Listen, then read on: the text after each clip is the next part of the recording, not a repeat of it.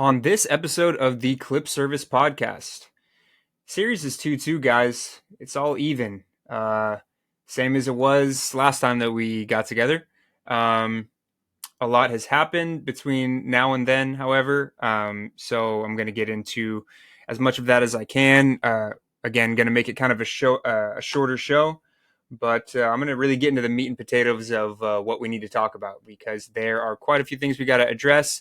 The Clippers split the two games, as I said before. Game 3 was a loss. Game 4 was a very, very close win. I probably have an ulcer after watching that one. Probably have another one by the end of this series. Very, very stressful game. But yeah, going to get into all of that coming up. So without further ado, let's make it happen.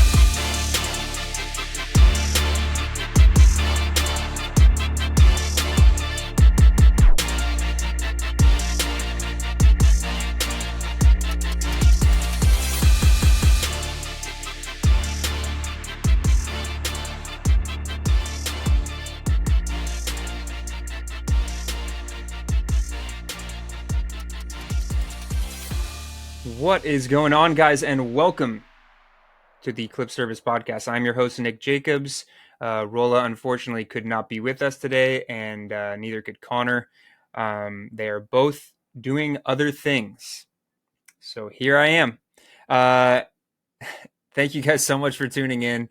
You can find us on Spotify, on Amazon Music, on Apple Podcasts, YouTube, Deezer, YouTube. Also, get at us on Twitter and on Instagram at Clip Service Pod. We would love to hear from you. Give us a follow, comment, like, subscribe, all that jazz, because we really appreciate it.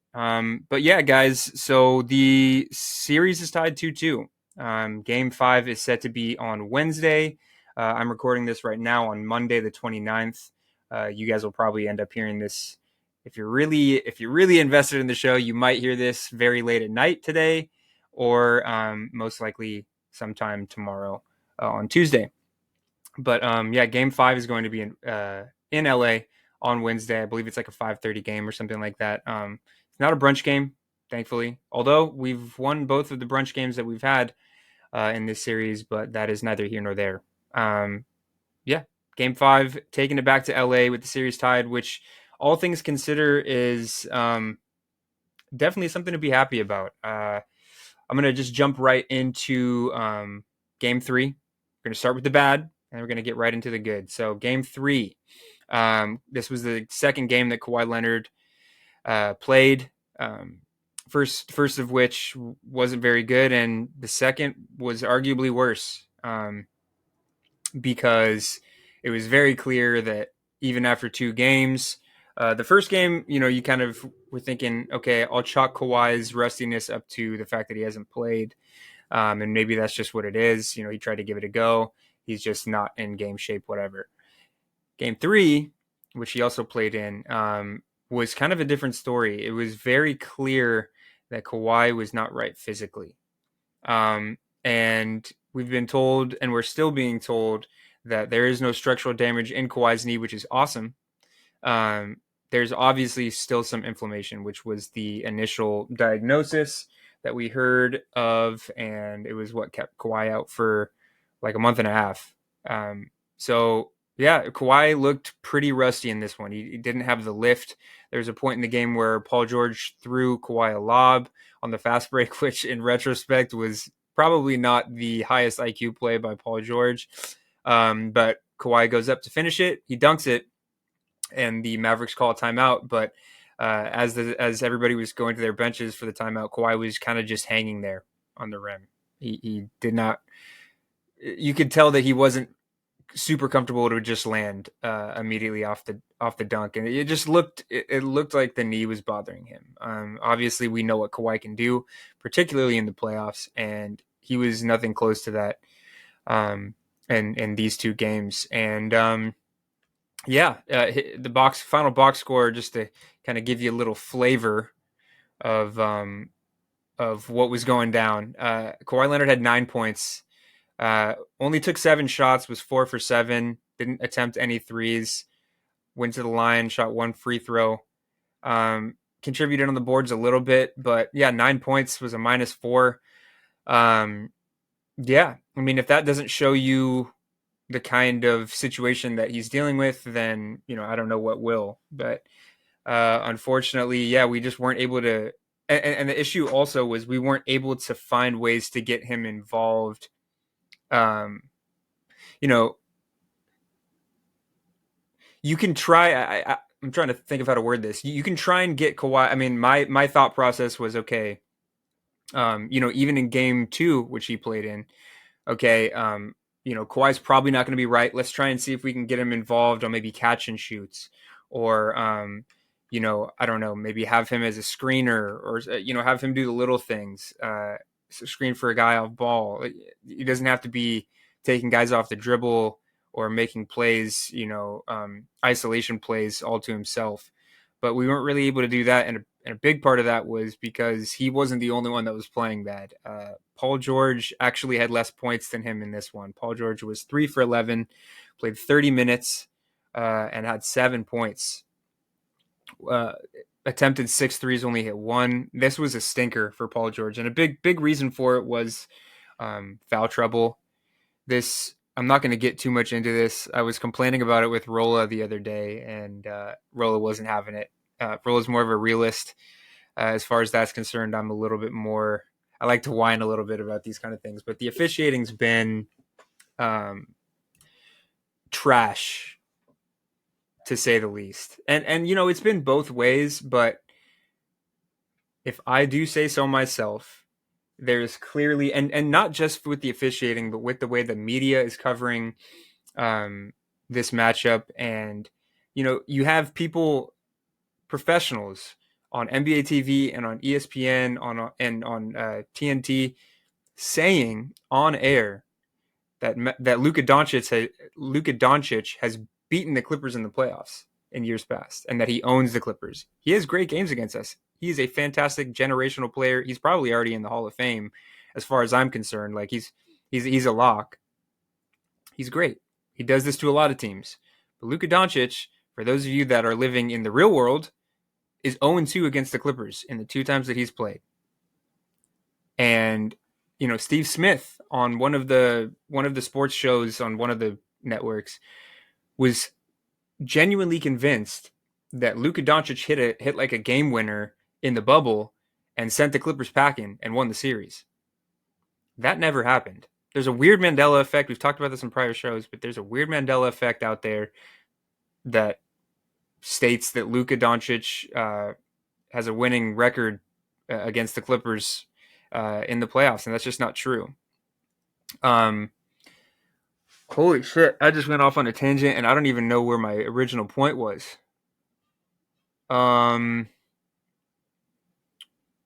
Oh, yes. Okay, so sorry, guys. It is a Monday, so I'm feeling it. But yeah, the officiating has been all over the place this series. And I personally think that it's a little bit lopsided. That's kind of neither here nor there. I'm just one fan of the LA Clippers, and I think the LA Clippers are being given a bad whistle, but whatever. Bottom line, Paul George was really having a hard time staying out of foul trouble in this one, and that is a big part of why he had the game that he did. Obviously, it's not really much of an excuse. I mean, the great players find a way to kind of get through being in foul trouble or get through a bad whistle and find a way to score more than 7 points. And unfortunately, that wasn't the case, and that was a big reason why the Clippers took the loss 101-90. Otherwise, James Harden had a pretty decent game. I would say that James Harden, and it kind of shouldn't be this way, but I'm happy for it. James Harden has been the most consistent and best player maybe in the whole series. He definitely has been the most consistent and best player for the Clippers. But 21 points for James Harden, only had 5 assists, but he did have 5 turnovers. This wasn't a fantastic game from Harden, but 21 points is given the kind of game that the Clippers were having is not bad. He was hitting some threes. It went 5 for 8, so a little more than some. But he was shooting well from 3. Wasn't getting the line too much, only two made free throws. But yeah, he looked pretty good. Zoo has been great. I would say that Zoo would probably be the Clippers' best player over this stretch, but there have been times where he's, especially now that Derek Lively is getting playing time, and Derek Lively is a bit more traditionally sized as far as centers go. Sometimes he does have trouble kind of reading the lob plays, and Derek Lively will get an open lob or whatever. It's not all on Zoo, but he is part of that. But yeah, 19 points for Zoo, 8 rebounds, a pretty good game from Zoo. He was also in foul trouble, had 4 fouls. He would have had more most likely if he didn't play or if he was kept on the bench or wasn't kept on the bench. I don't know what I'm saying. Guys, bear with me, please. But yeah, not a bad game from Zoo. The thing that I liked from Zoo in this game was that he was efficient. He was 8 for 11, and you could tell that he was engaged. He was locked in. Aside from a couple miscues, like I said, on lob plays, but he was engaged and he was actively calling for the ball a lot of the time. Like he wanted paint touches, and in a series where there are just tons of jump shots and you have a lot of 3-point threats, some of the best ways to keep a lead or to chip back into a game are going to be paint touches from Zoo, because they're very high efficiency, and Zoo's been hitting them, knocking them down. And if they play if they have Daniel Gafford on the floor and Zoo can get him sealed off in the paint, those are typically easy buckets. But aside from that, our bench didn't really give us much of anything. Mason Plumlee had 7. I think he played some garbage minutes though, and Russ had 1 point. This has been, I'll get into it a little bit more. 0 for 7 from Russ, 0 for 4 from 3, which I think that's too many threes to be taking in general if you're Russ. He had 2 blocks and a steal, but 1 point. This has been a very, very rough series for Russ. And, I'm a very big Russ supporter, particularly for this team. He does a lot of things that don't show up. He kind of gives a lot of the same things that Patrick Beverley gave us. They're very different players. But just in terms of a vocal leader, kind of trying to make plays, winning plays on the margins. Excuse me. Trying to make winning plays on the margins. It's that sort of thing. So I can kind of excuse, low scoring games from Russ, but 1 points, he had more turnovers than points, more fouls than points. And it's kind of been like this all series long. Particularly in this game 3, there was a play where the game started to get out of hand. You could tell that Russ was frustrated. Russ was chirping back and forth with Luka and PJ Washington particularly, and they started picking up on that, and they knew, okay, we're getting into Russ's head, and they really leaned into that. And there was a play where Russ fouls Luka. Luka does the normal bullshit that he does, where he'll flop and flail and try to sell as much contact and get as much of his money's worth out of that play as possible. And it kind of rubbed Russ the wrong way. Obviously, we were down at that point, and Russ was just, he was frustrated with himself, I'm sure, as well. And him and Luka started going back and forth, and then Russ pushes Luka. PJ Washington gets involved. There was like a shoving match between like 4 or 5 different players. And then for those of you that haven't seen it, A, are you living under a rock? But B, PJ Washington from that point was playing to the crowd. The crowd was getting involved, and he kind of looks over at his bench and kind of crosses his arms, and he was essentially flexing, as the kids say, on the Clippers and on Russ, and he was playing the moment, and he was playing the crowd, and he was trolling, and it worked. It was all over social media. I thought it was pretty cheesy, but I mean, I'm not, if I was a Mavs fan, I would have loved it. So I think it's interesting that PJ Washington is pulling that when he really hasn't had a very good series, but that is neither here nor there. I'm not going to get into it too much. But yeah, this game just was emotionally, you could tell that it was getting away from the Clippers as far as just the vibe and the aggression that the Mavericks were playing with, and they were talking and we were talking back and forth. Tempers were starting to flare, and as the score grew, it just made it even more of a difficult task to try and climb back into the game. And the Clippers did end up taking the loss. Norman Powell did score 21 points, which was nice to see. 7 for 11. I just didn't.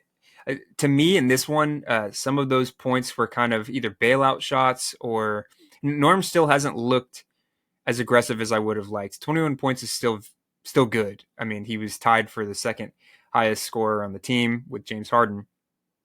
But we're still kind of trying to get an aggressive Norm that has been such a huge part of this Clippers formula this season. But on the other side of things, Mr. Crossed Arms himself, PJ Washington, a monster 10 points from him. But like I said, he did his job in being the enforcer or whatever you want to call it, and being the pest or the troll, and it worked, and it really had a ripple effect on the Clippers. So I mean, he did what he needed to do. Kyrie and Luka, 21 and 22 respectively. It wasn't like a monster scoring output from those guys. I think really this game boiled down to obviously Kawhi and Paul George combining for a whopping 16 points, which I would have to assume is the lowest combined score when Paul George and Kawhi have played together in the playoffs for sure. I don't know what that bubble collapse, what their combined score was in that one, but I think it might have been more than this. Yeah, I mean, I think that was a big part of it, and just the mental toll that this game took on the Clippers. I think those were the two biggest reasons why they were able to win. The Dallas crowd was incredible. They were very loud, very into it. Yeah, I think that is the biggest reason why, because 21 and 22, any other game you'll live with from Kyrie and from Luka, and the second leading scorer was Derek Lively with 13. That's one thing I want to touch on, is that the Mavericks have figured something out a little bit in playing Derek Lively and being able to rely on him for 15, 20 minutes a game. Daniel Gafford is the better player overall, but as we saw in game one, and as we keep seeing the Clippers try to do, he's undersized, and Zoo is bigger and stronger than him. And I think that Zoo wins that matchup every single time. Gafford also, is kind of more of a help defender. He's very good at facing up, particularly against smaller guys. But a lot of the block shots that he gets, he's a very good help defender. He's got quick feet. He can come in and switch in and help quickly, and that's how he gets a lot of his blocks. But yeah, I think Zoo wins that matchup most times. But with Lively being more of a traditional size center and being a freak athlete too, it's given Zoo some problems. I think Zoo is obviously still better because Derek Lively's so young, but I think that kind of adds a new wrinkle to the Mavs formula, and it's helped them a bit. So something to kind of keep in mind moving forward. But that's pretty much all I need to say about Game 3. It was tough watching Kawhi struggle like that, and it was very tough watching Paul George not kind of come to Kawhi's aid and make up for what Kawhi was missing, just physically. But yeah, after this game, it was pretty heartbreaking. We kind of assumed that the Clippers would probably split these two games in Dallas anyway, so we were hoping that, okay, Kawhi's got another game in the books. He might be ready to go for Game 4, and we could give us a better chance to split the series. But unfortunately, a couple hours before tip-off, we found out that was not the case, and even further pour salt on the wound, Lawrence Frank came out and said, pregame, that Kawhi Leonard will not be playing today, and until he's able to start moving, the way that Kawhi Leonard should be moving on the basketball court, he's essentially out indefinitely until then. Which sucks, hearing that, especially a couple hours before tip-off in Dallas, it sucks. And there was obviously a lot of frustration on Twitter and throughout social media from Clipper fans, myself included. But given that there's no structural damage and that it sounds like it's just a matter of mitigating the swelling. Um, we'll see if Kawhi comes back. He might not need to, and I'll get into Game 4, and that'll be a big reason why. But yeah, going into tip off, the table was set for Paul George to have have a legendary game. Just considering what's at stake. He is the leader at this point until Kawhi comes back, and given the horrible game that he had the game prior, the state, like I said, the stage is set. Stage is set. The table is set for Paul George to really look like Western Conference Finals. The guy that led us to the Western Conference Finals in 2021, which was the best version of Paul George I've seen in a Clipper uniform by far. So that's what we were kind of expecting. Obviously, with Paul George, Rolla and I talk about it all the time, but this is a dude that, just in terms of pure talent, pure skill, he is one of the most skilled, one of the most talented players to ever step foot on an NBA court. And I genuinely mean that. It's like him, Vince Carter, aside from all the obvious greats, Hall of Fame, Michael Jordan, and LeBron, Kobe Bryant, those guys. But bottom line is the dude is so talented and so gifted, and he can give you 40 like it's nothing. And really with him, it's just a matter of convincing himself that he can do all that, because a lot of it's between the ears with Paul George. So going into this one, with all of that considered, a lot of us were on the edge of our seat, but right from the tip, you can tell that Paul George, we were getting the best version of Paul George, and he looked aggressive. He looked focused. His handle, he wasn't loosey-goosey with his handle, which has been such a big detriment to him at times. He was very decisive with his handle and his dribble. He wouldn't tween and then step back and just empty dribbles and basically lead to an empty possession. No, he was putting the ball on the deck and getting to the hoop or getting into guys' bodies. There was a direction that he was going every single play, a very clear and concise direction. And he looked phenomenal from the jump. I think he went into the half with 26 points, and the Clippers got up to a 31-point lead in that first half. Him and James Harden looked completely locked in that first half. And other guys were getting involved too. Terrence Mann hit a couple threes, I believe, in that first half. He at least hit one. Norm looked a little bit more aggressive in this one. He had less points in this one than he did in the last game, but just in terms of like going out and looking to score when he had the ball, we saw a little bit more of that version of Norm in this one. But yeah, things were great. We got up to a 31-point lead.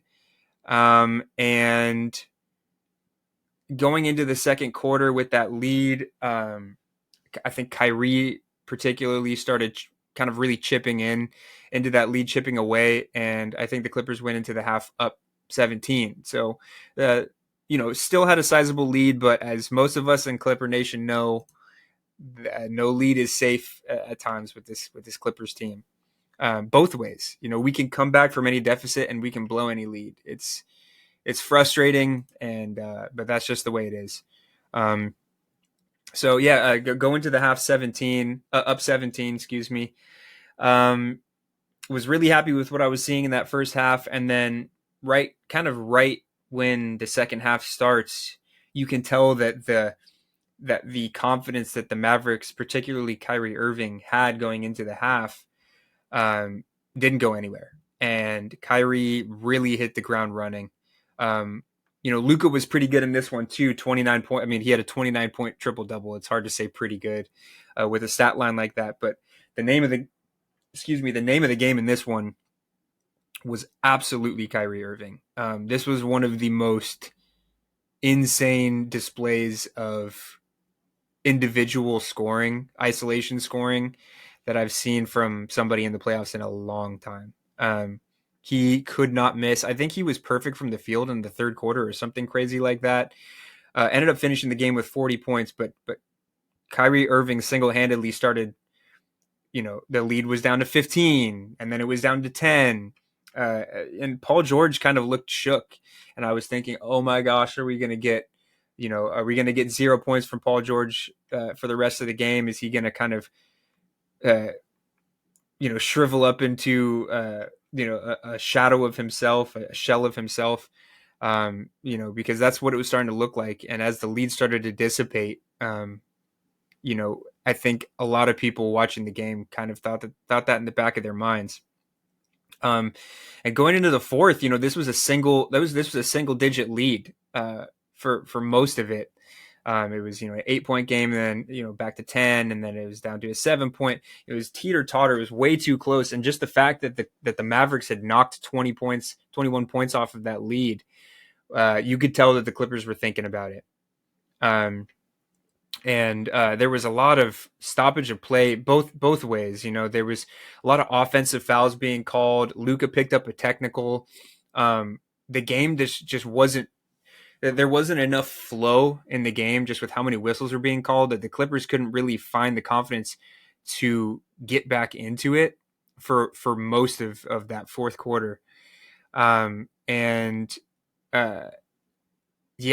was insane. I think with like 2 minutes left in the game, or 2.5 minutes left in the game, Kyrie Irving goes to the rim against 3 Clippers. I'm sure you guys have all seen the highlight. It was Terrence Mann, James Harden, and Paul George all challenging Kyrie Irving at the rim, and he like quadruple pumped on the layup and somehow got it to go, and gave them their first lead since they went down 31. And that was when things were. That the heartburn was really starting to set in at that point. Clippers called a timeout. It's funny. It's funny only in retrospect. At the time, it was terrifying to think about. But the Clippers back in 2019 set the record for the largest comeback in playoff history.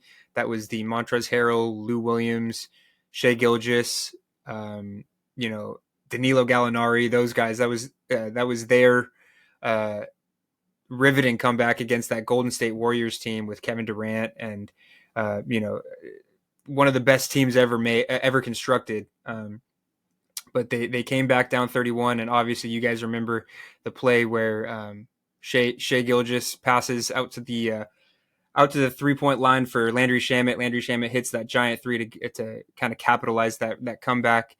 But yeah, 31 points. That was still the largest comeback and to win a game in playoff history. And how many points did the Dallas Mavericks come back from?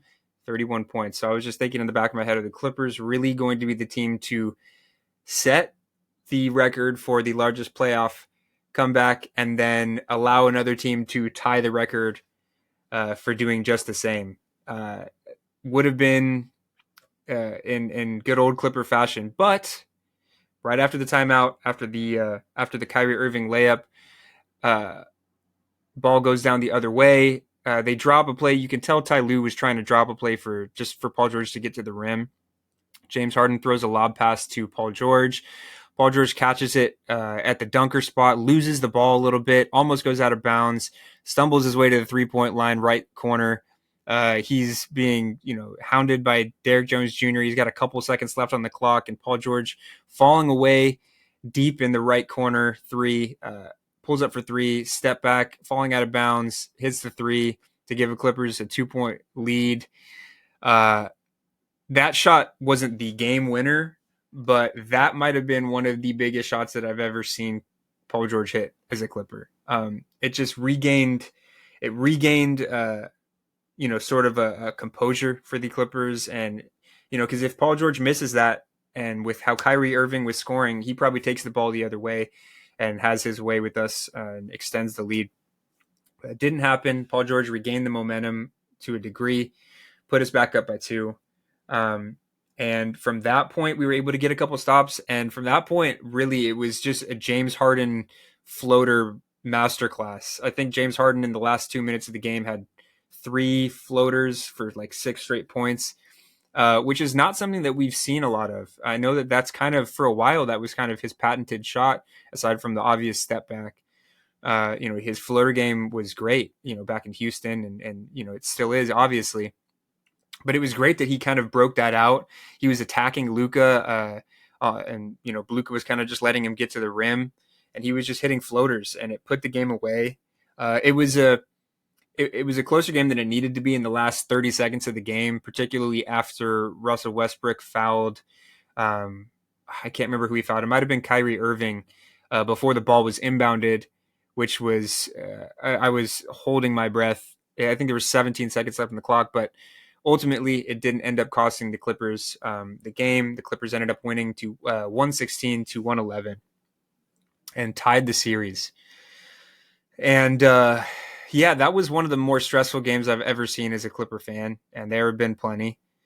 Just with everything that was at stake. I've said it before, but this is kind of 213's last shot.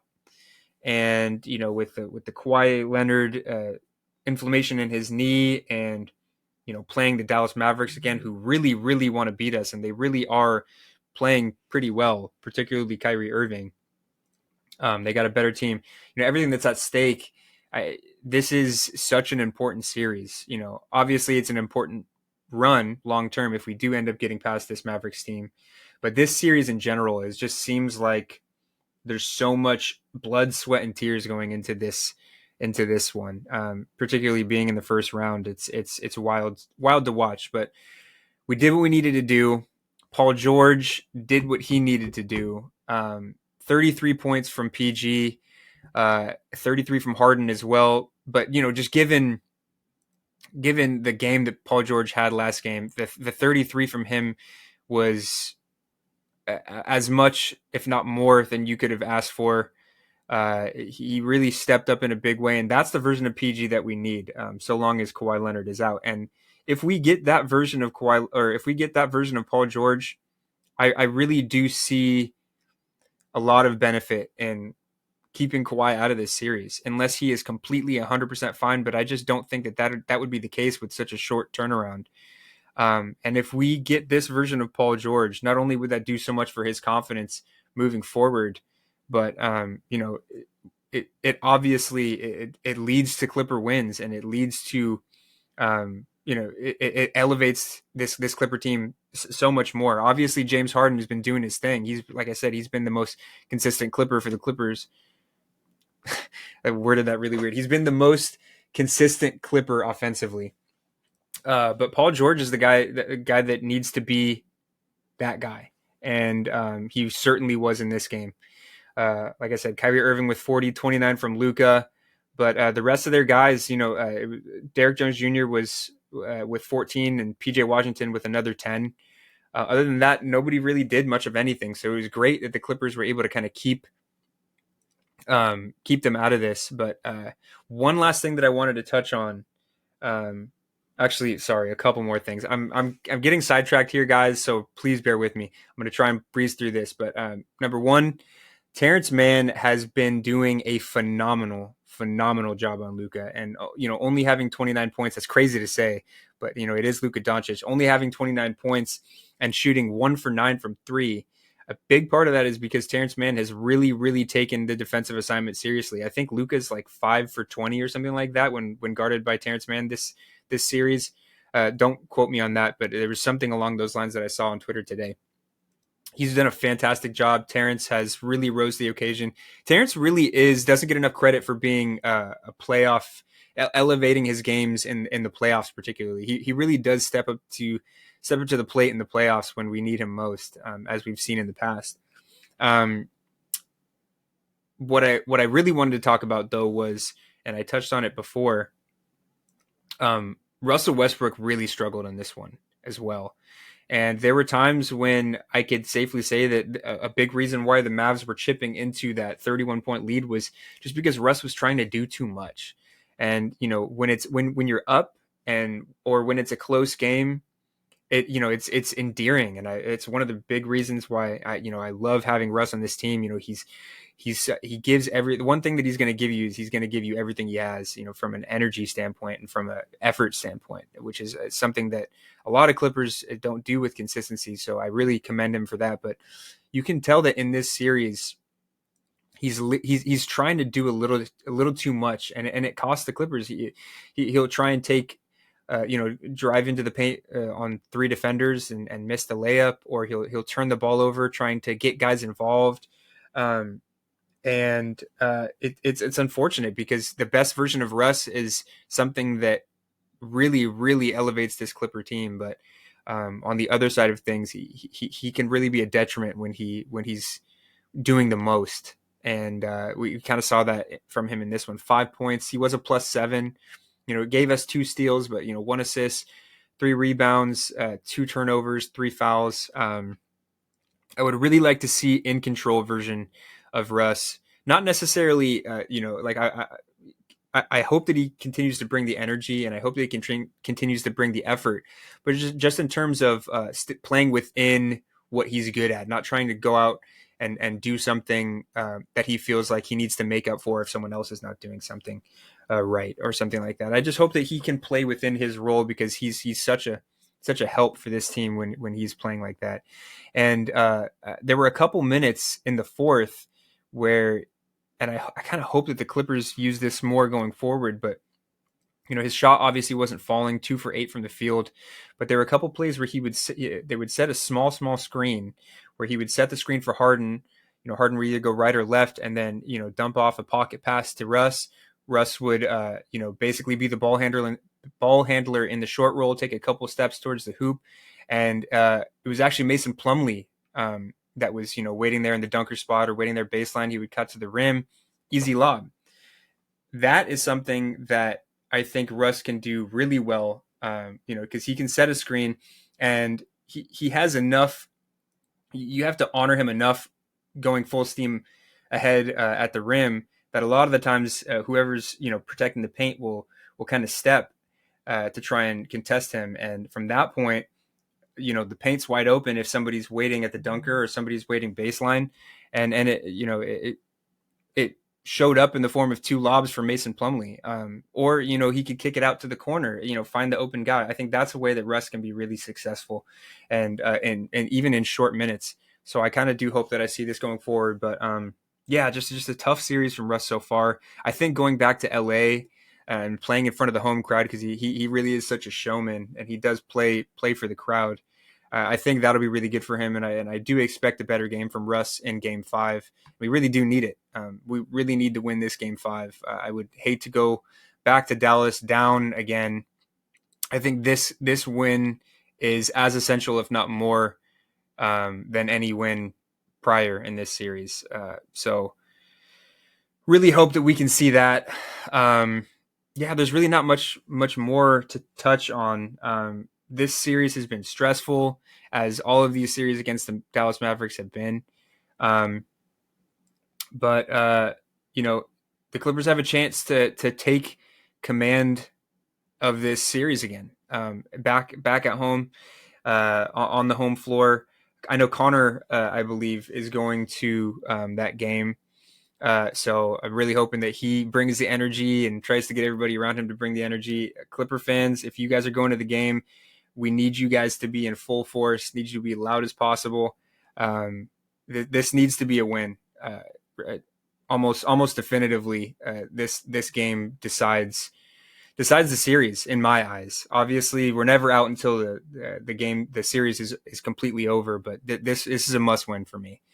So hopefully we get the same version of Paul George and James Harden that we got in last game. I would love to see Norman Powell continue to be aggressive. Like I said, he only had 11 points in game 4, but he just looked more aggressive. Just that he looked like he was a little bit more decisive and looked like he knew what he wanted to do out there. Because Norm doesn't provide a ton on defense and in other facets of the game, but he's one of our best scorers. He's our best catch and shoot guy. So would love to see that from Norm, but. Yeah, I mean, there's not really much else that I need to say, guys. Let's just hope we get this win. So thank you guys so much for tuning in. Again, you can find us on Spotify, listen to us on Amazon Music, Apple Podcasts, Deezer. Check us out on YouTube. Comment, subscribe, like. And then give us a shout out on Twitter and on Instagram at Clip Service Pod. We love to hear from you guys. Let us know what you think. Let us know what your predictions are for the series moving forward. Who do you think is going to be the leading scorer for next game? And then, finally, just hoping for some good news on some Kawhi health, in the coming days, because that would be a great to hear as well. But thank you guys so much for tuning in. We believe Clippers, and as always, let's go Clips.